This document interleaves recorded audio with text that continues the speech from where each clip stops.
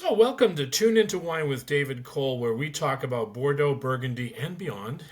And there's a lot of things to discuss and to discover. So, if you've been watching our YouTube video, which is called The Grape Explorer, we dive into a whole lot of different topics of conversation. And I'm here to try to educate as much as I can, but also I'm here to share experiences, and that's what this is all about. So this is a podcast that I've recently launched, and it's going to be quite interesting podcast because I'm going to be doing a lot of interviews with people who are notable in the industry, people who I've come in contact with, which I think have a lot to share. And then I will bring up a lot of things, which is called the state of the industry, especially in the wine and spirits industry, which I've been heavily involved with for over 40 years. And through all my travels and all my trials and tribulations, I try to bring as much content to this format. But what I'm really trying to do is launch this podcast, and for a number of reasons. One, I feel that within a certain period of time here, I can cover a lot of different aspects. So, without further ado, I am going to be talking about some interesting. Notable people. We did have a couple of people in the industry who recently passed away, and I call them icons of the industry. And I do want to bring them up as far as this podcast is concerned, because and I'm going to be doing a lot of this because throughout the years I've met a lot of people, and I would like to share at least some of the stories with some of the people. One of the gentlemen is Peter Sichel. Peter was one of the foremost importers in America. He actually lived in New York, and Peter was the importer of Blue Nun Riesling, and I always found him to be kind of the father of German wines here in the United States. And a lot of you would say, well, why are you bringing up Peter, or Peter to discuss? Well, the wine industry has obviously changed throughout the last 40 years. But these wines were some of the foundations of getting people to actually drink wine here in the United States. Peter was quite a fascinating guy. Just to give you a little bit of brief history, Peter was involved with World War II. He was actually stationed in Germany, but his family escaped Germany, and he settled in America. But it was quite a journey.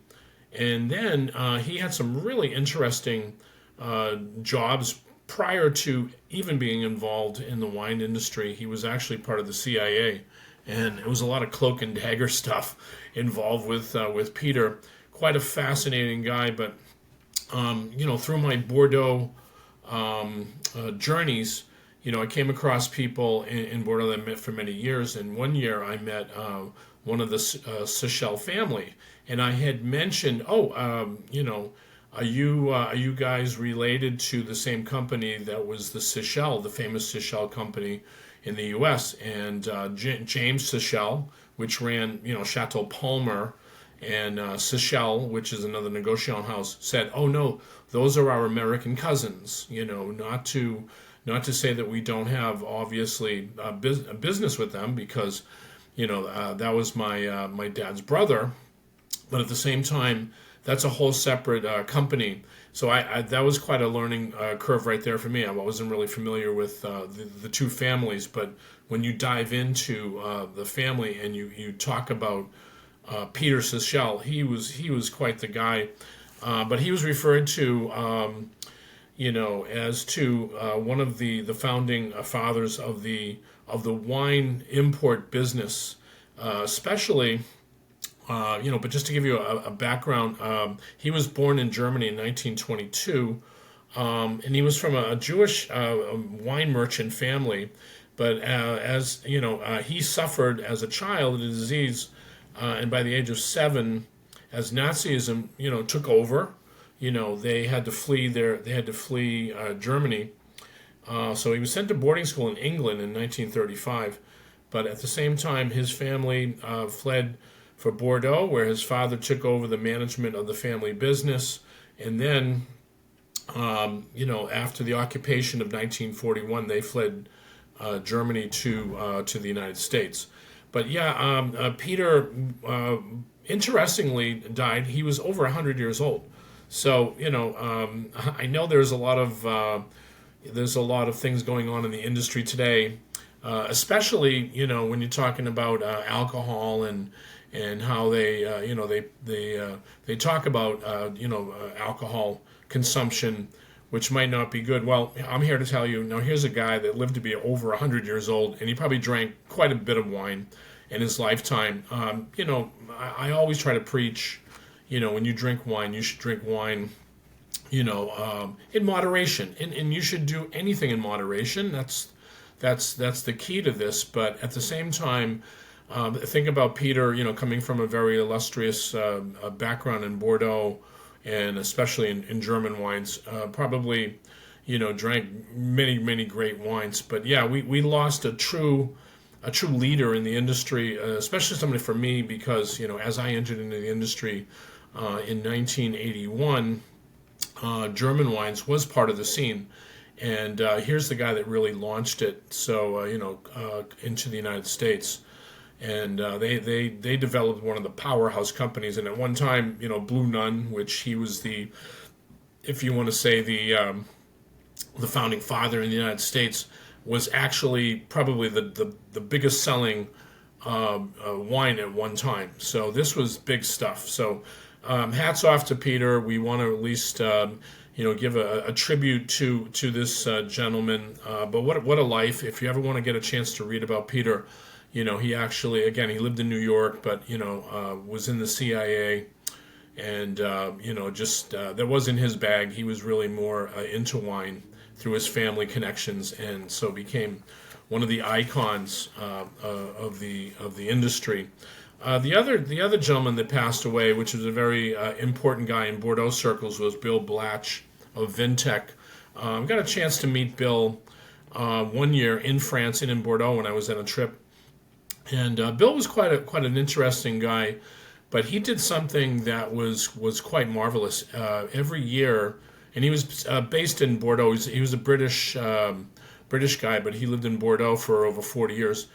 He would do what's called a vintage analysis, where he would, do a day-to-day study, a very scientific study of a vintage. Let's just say hypothetically, like 1970. He would talk about, what was going on in April, May, June. We're talking about, whether the temperatures. We're talking about whether they had rainfall, and and all the way till harvest time. And he was quite famous with this, so much so that a lot of the key and leading wine writers in the country used to use Bill Blatch's, analysis every year. In fact, Robert Parker, who was, one of the top leading wine writers, especially in the 80s and the 90s, really used Bill's information every year to not only gain his own assessment, but actually talk about the vintage. Whatever the vintage would be. And of course, Robert Parker was, famous for the 1982 vintage. So Bill Blatch provided him with a number of interesting data that actually led Robert Parker to claim that the 82 vintage would be not only one of the greatest vintages, but I'll show you the reasoning why. And he used all this data as far as his criteria.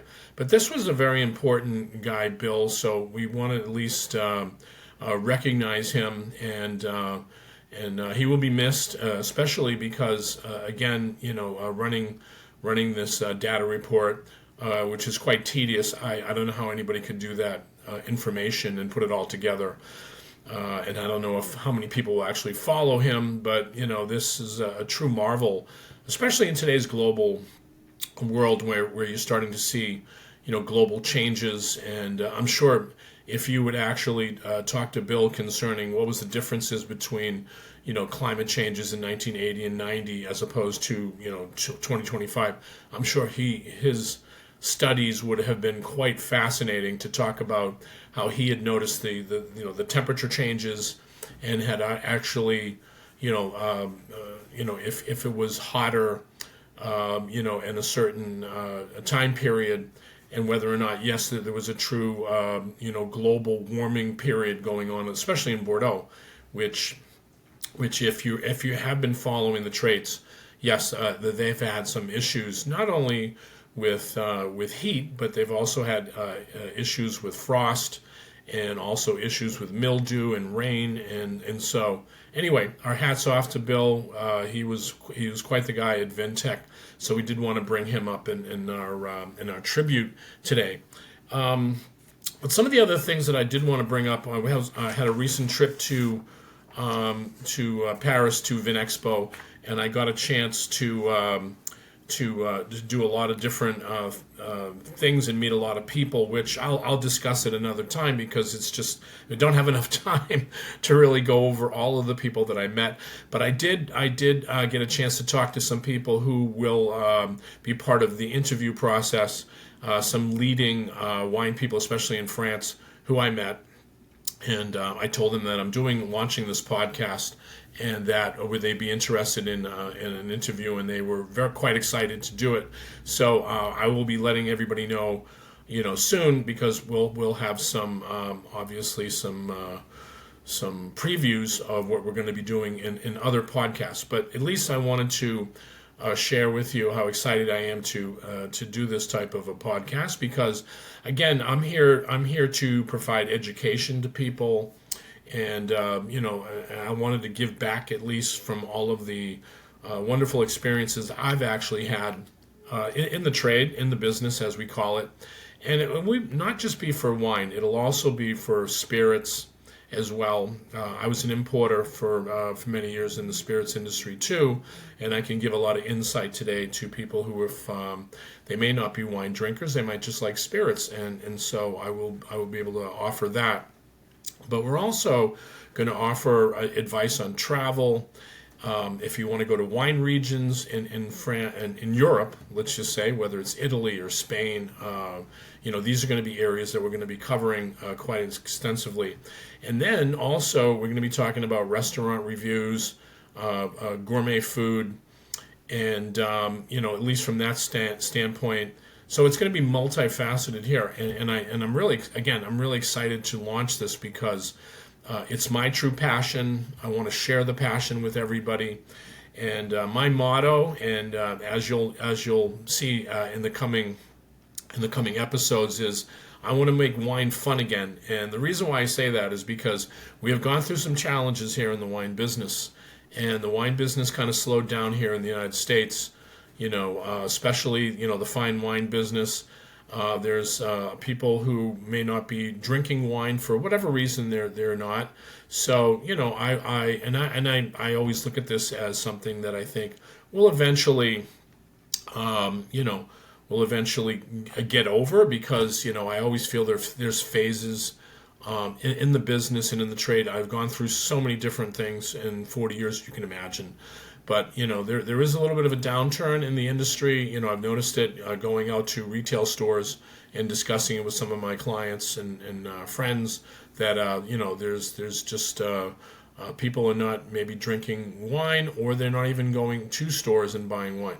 So I want to make wine fun again, and I say that, and with kind of a little bit of positiveness, because I think that from what I've shared and what I've seen in my life, I've had nothing but fun in this business. I think it's actually a fascinating business. I could have written a book and had many, many chapters as to the amount of people that I have met, or the amount of experiences that I have gone through.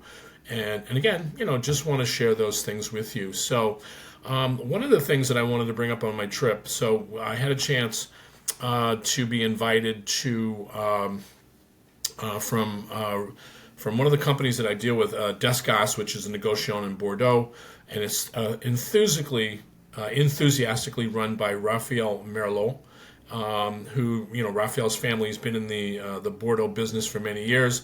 I also want to give a shout out to one of his representatives, Alex Lalonde, who invited me to go to a Ducru dinner in and it was fabulous. It was quite an interesting dinner, because Ducru, if you don't know, Ducru a lot of people go to what's called the UGC tastings, where they do all over the United States. They just had the UGC tasting in New York. They did one in Miami, and where they had a lot of chateaus. And one of my friends had actually attended the New York event. I didn't have a chance to go because I was going in Paris to the UGC tasting.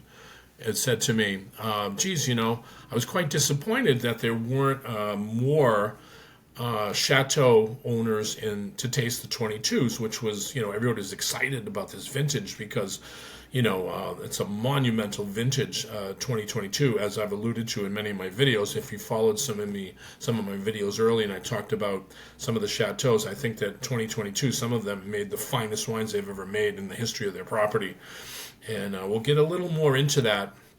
But Ducru never shows up at the UGC. So what you really have to do, though, is if you really want to taste, out of barrel, you go to Bordeaux, and if you're lucky, you get on the list, because it's by invitation only to go to Chateau Ducru and taste their wines. And it was the same thing this year, that the UGC tasting did not have Ducru, which is a disappointment for a lot of people, I'm sure, because they would love to taste Ducru. But when I was invited to go, we had a chance to taste the 22 vintage and other things, which I'm going to talk about. But let's talk about the 22 vintage, because now all of the wine writers have come out with all of their in the bottle assessments. Jeb Dunnick just came out with his the other day, and the Wine Advocate just came out with theirs, and Vinous, and so these are some of the people that I get a chance to follow, and every one of them had come back and said, wow, 2022, what a magical vintage it is. But 22 vintage, again, for a lot of people that didn't get a chance to taste 22, we're going to talk about, because that was what they were showcasing at this restaurant. It was actually a very interesting restaurant in Paris. It was called Atomy and Company, and it's one of Paris's top 10 restaurants. It's a 1-star Michelin restaurant. Atomy Gosset, who's Cambodian born, is the chef of this restaurant. So he's had a chance to work at some illustrious restaurants like Maurice and Taillevent and Beaulieu in New York. So it only fits 40 people, so it was very small. But this is the amount of people that were actually at this event, and I think I was the only. I should say we, because my wife went with me. We were the only Americans that actually attended this event. But and it's in the 7th arrondissement. It's French-European restaurant. So if you get a chance to go to Paris and you're looking for a top-level restaurant, check out Atomy and Company. This was fabulous. They had their specialty dishes, yaki with black winter truffle, which was absolutely fabulous. But what they did here at the Ducru tasting was to showcase the 2022. So they had their Ducru 2022. They had the La Croix, which is the second wine. They also had a third wine called Le Petit Ducru. And then they have a fourth wine there, which is called Madame de Beaucaillou, which is an Haut-Medoc. So I want to talk about these wines. So when I got a chance to taste the Ducru, my highlights here on this wine was graphite, a lot of terroir, mushrooms, raspberry, violets, cassis, deep forest. Really, really deep, dark, saturated wine, rich, full palate, very structured wine. Classic Ducru, but it had a lovely balance of tannins and acidity, a long, lingering finish, powerful and dense, with very firm tannin tones. Outstanding, 98, 99 points to me, with a plus, meaning that it's a 100-point wine. If you have the patience. Ducru, a massive wine, so it's not a wine that comes out of the chute and it's like ready to drink. This will probably close down, and I would say if you do buy this wine 2022. You really got to spend some time and patience in it. Sure, you can decant the wines, what they did. They put it in decanters, so the wine kind of did unravel a little bit. But at the same time, very, very powerful wines. And, going into the La Croix, which is, of course, everybody thinks it's the second wine. But what's interesting about La Croix, and when I got a chance to taste this, I got a lot of violets in the nose, deep in structure, obviously more structure than the Petite third wine. Raspberry tones, spice, chewy and dense on the palate, mineral spice tones in the finish. So La Croix is an interesting wine. So it comes from vines that are not used to produce Du Cru. So interestingly enough, it's not really a second wine, but they're located close to Talbot, the actual vineyards. But previously, the wine was sold under the name of, and I don't know if anybody out there has heard of this, but I did, Chateau Terry Gros Caillou. Now, I used to buy Terry Gros Caillou many years ago because, when you're looking for a Cru Bourgeois, and when I say that, I'm not a classified growth, you have to really kind of look hard and far in Saint-Julien. Chateau Bourdain is one of them. Glana is another one, but it's very, very hard to find Cru Bourgeois. So Terry Gros Caillou was always, the go-to for me. That was the wine that I always thought, wow, this is classic Saint-Julien. But at the same time, they ended up selling the property to Du Cru. Bruno had bought the wine, and the rumor was that he was going to keep Terry Gros Caillou under that same brand, which didn't make sense because if you really look at it from a marketing, you're talking about a marquee property, Du Cru, that actually is a lot easier to sell than Terry Gros Caillou. So not to be confused with the decision there. I think it was a better decision to put it under La Croix. But anyway, if you're looking for a great value and you don't want to spend the money on Du Cru, I would say La Croix is definitely the wine to go to because you can drink the wine a lot earlier, at an early stage. But what really was a fascinating wine to me is called Le Petit Du Cru. This is the third wine. And so, and when I say that, interestingly enough, a lot of properties don't make third wines. Even some properties didn't even produce second wine, like Cheval Blanc didn't even produce Petit Cheval, which they put everything in 2022 into their bottles. So if you really don't want to spend money, but you want to try that what I call that Saint-Julien style, and just beautiful drinkable wines, try this wine. It's called La Petite Du Cru. So my notes are, slow to rise, mineral tone, blackberry, raspberry, spice tones, lovely, fresh fruit on the palate with a mineral finish. I said very nice, and I gave it 91 with a plus sign, which, I thought quite honestly, it's a great value. They also make a fourth wine, which they showed at this restaurant, at Tomy Restaurant. It was called Madame du Cru, and it's actually their Omedoc. So if you ever go to Saint-Julien, it's right on the border of Omedoc. So some vineyards actually straddle, Saint-Julien. So they do make this Madame, but it's not in Saint-Julien. It's right on the border, near Saint Laurent. It was very famous vineyards there in Saint Laurent, which is Omedoc. Those are also the kind of values that I think are superb wines. So anyway, we had the dinner was moderated, or the wine dinner was moderated by Tracy Dobbin, who's a master of wine. And Tracy's job is, she is second in charge of Du Cru, which she is Bruno's Boré's second hand. That's what she had explained to my wife and I.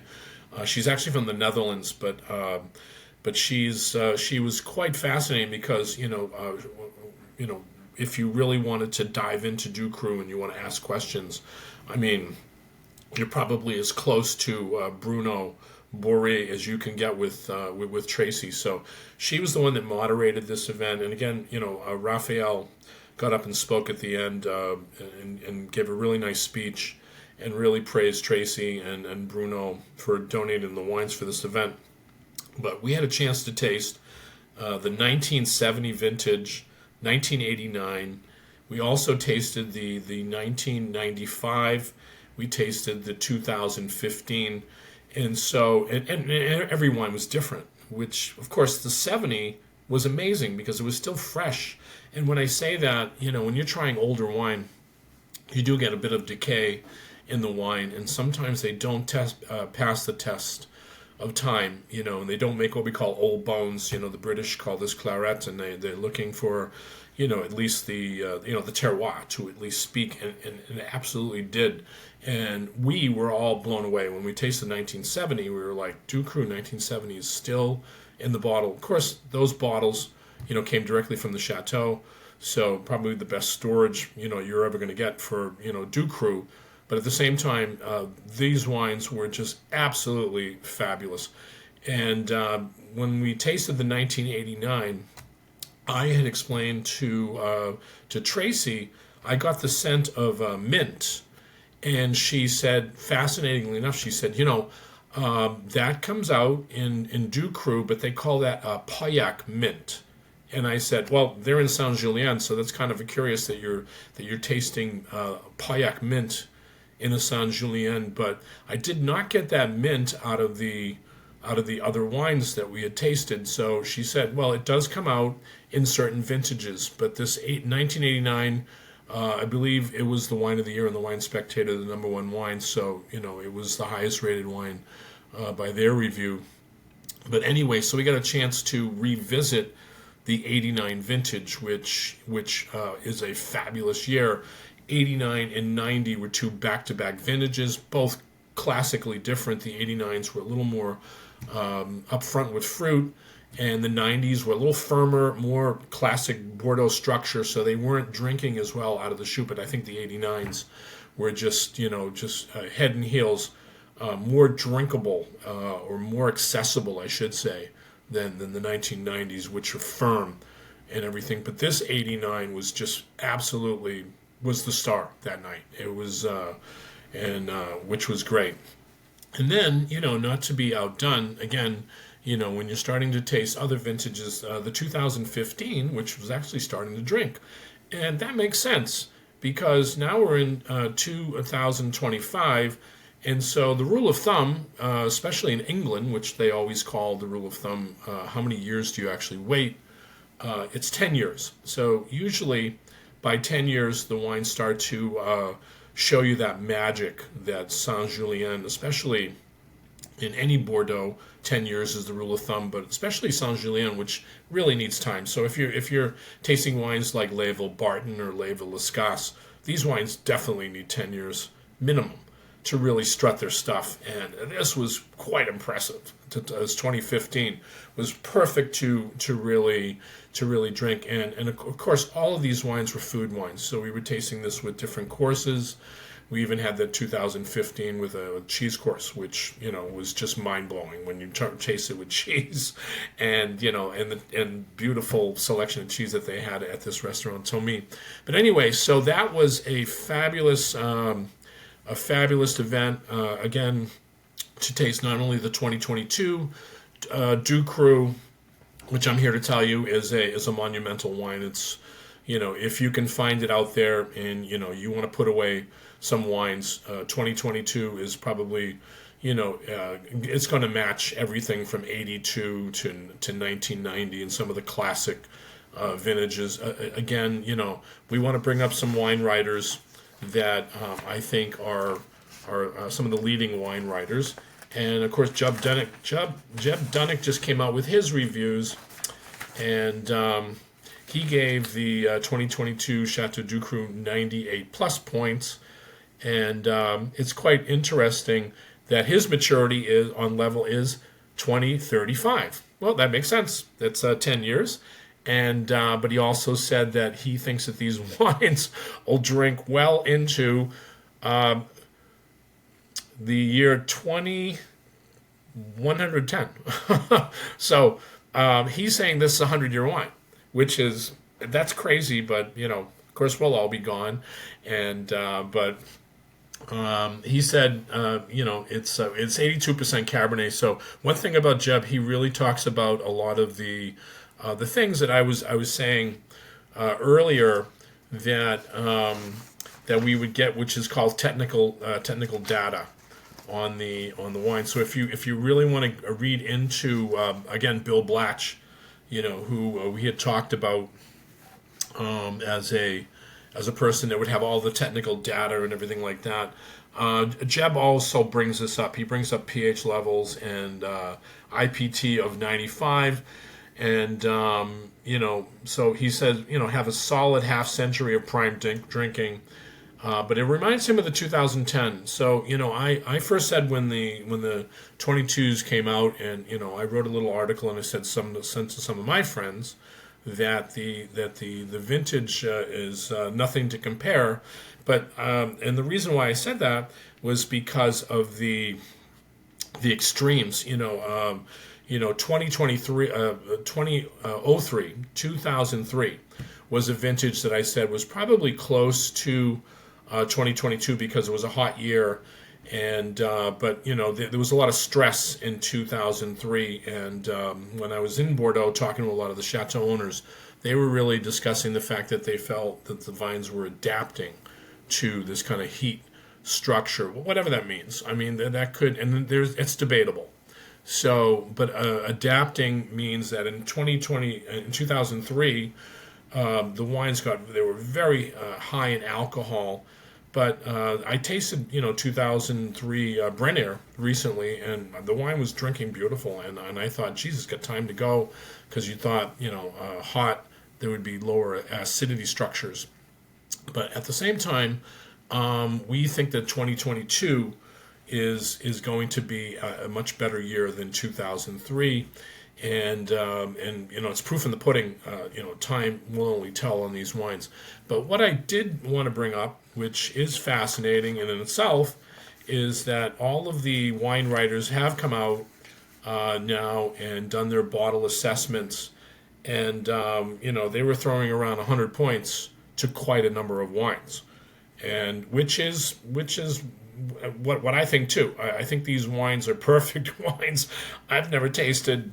Of course, 82 came out, and those were really great wines. Same kind of year. I mean, lower acidity structure. We don't know about the 82s. Some people say, that's another debatable thing, because a lot of people have said that they recently tasted the 82 Mouton, and they thought that the wine was starting its decline. Now, again, these are. Nobody knows. I mean, they could just still keep going on for the next 20 years and not miss a beat.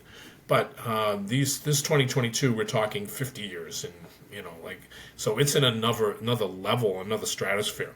We're talking like 47 and 59 kind of levels, and those were the greatest wines in ever made in Bordeaux in 2010, 2009. But anyway, so Jeb gave the wines 98 plus. He also scored the second wine, La Croix. He gave 94 points. That's pretty high for a second wine. So, and when I say that, there are some wines that are Grand Cru Class A that don't even get 94 points. So for them to score 94 points, that's really great. And then of course Le Petit, which is that wine that I said everybody should just go out and find this wine if you can. He gave that wine 92, so that's a third wine. Again, some people's first wines don't even get 92 points. So hats off to the winemaking team at Du Cru. I thought they made fabulous 2022, and again, that was quite a dinner that we had at the restaurant there in Paris. Again, check out Tommy Restaurant. If anybody has any questions about anything that I brought up, always shoot me questions in my box, which is in YouTube, or we're showcasing this on Apple Podcasts, so you can listen in your car to this podcast. Just tune into your car, and if you have an iPhone, you can easily just get to my podcast. So if you're in traffic one day and you're kind of bored out of your mind and you don't want to listen to music anymore, and you want to listen to some really cool information about the wine business, check out my podcast, David Cole. Tune into Wine with David Cole. Last but not least, I also want to bring up an interesting. Tomorrow is International Women's Day, March 8th, and I want to say hats off to all the top level women winemakers in the world. There's a number of you out there. I mean, too many to even discuss in this amount of time that we have. But some of the leading winemakers in California, Heidi Barrett, is one that just stands out to me as one of the great, iconic California wine people. But when I go to Bordeaux now and I start meeting some of the winemakers, there's a lot of women winemakers, not only in Bordeaux but all of France and in Italy. So again, International Women's Day, March 8th. We want to give a shout out to all the women winemakers in the world, and keep doing the great job that you are doing here, because we think that again, we want to make wine fun again. We want to enjoy all of the hard work that a lot of these people are doing in the wine business. So hats off to the women in the winemaking world. Again, this is David Cole, and it's our podcast, which is called Tune Into Wine. And we want you to obviously check out our YouTube. So you want to follow us. We do obviously quicker videos on wines when we're doing reviews, but this is a little more content, so that's the reason why we're doing the podcast. And again, just want to introduce myself. And if you enjoy our content, please hit the subscribe button. We're also on Instagram, and we're also on LinkedIn, and you can see us on there. And we're also on Blue Sky, and we're on Twitter. But if you do subscribe to us, hit the like button, because we always enjoy hearing great comments from people. And if you don't have great comments, I don't care. Just, tell me what you think. And we're here to try to make wine fun again. Again, this is David Cole signing off for another day. Take care. Cheers.